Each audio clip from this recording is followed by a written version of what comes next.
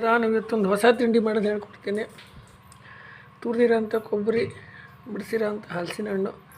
ಮೊದಲು ಈ ಕೊಬ್ಬರಿನ ಮಿಕ್ಸಿ ಜಾರಿಗೆ ಹಾಕಿ ಪುಡಿ ಮಾಡ್ಕೋಬೇಕು.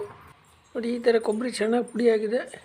ಇನ್ನು ನೆಕ್ಸ್ಟು ಹಲಸಿನ ಹಣ್ಣನ್ನು ಇದು ಮಾಡಬೇಕು, ಬೀಸ್ಕೋಬೇಕು. ಸ್ವಲ್ಪ ನೀರು ಹಾಕಿ, ಒಂದು ಚಮಚ ತುಪ್ಪ,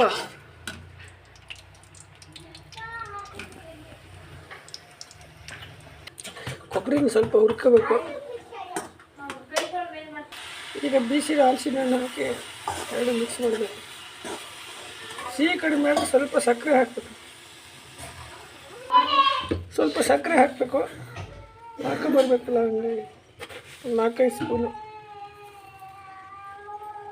ಸಣ್ಣ ಉರಿಲಿ ತೊಳಸ್ತಾ ಇರಬೇಕು. ಕಟ್ ಮಾಡಿದ ಬಾದಾಮಿ, ಕಟ್ ಮಾಡಿದ ಗೋಡಂಬಿ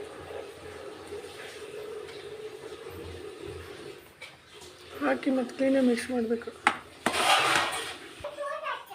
ಪ್ಲೇಟಿಗೆ ತುಪ್ಪ ಹಾಕಿ ಸುತ್ತ ಒರೆಸ್ಬೇಕು. ಈ ಥರ ಪ್ಲೇಟಿಗೆ ಹಾಕಿ ತಣಿಸಿದ ಮೇಲೆ ಚಿಕ್ಕ ಚಿಕ್ಕ ಉಂಡೆಗಳನ್ನು ಕಟ್ಟಿ ಕೊಟ್ಟರೆ ಅದೇ ಚಾಕ್ಲೇಟ್ ಹಲಸಿನ ಹಣ್ಣಿಂದು. ಈ ಥರ ಚಿಕ್ಕ ಚಿಕ್ಕ ಉಂಡೆಗಳನ್ನು ಮಾಡ್ಕೊಂಡ್ರೆ ಚಾಕ್ಲೇಟ್ ಥರ ಆಗುತ್ತೆ.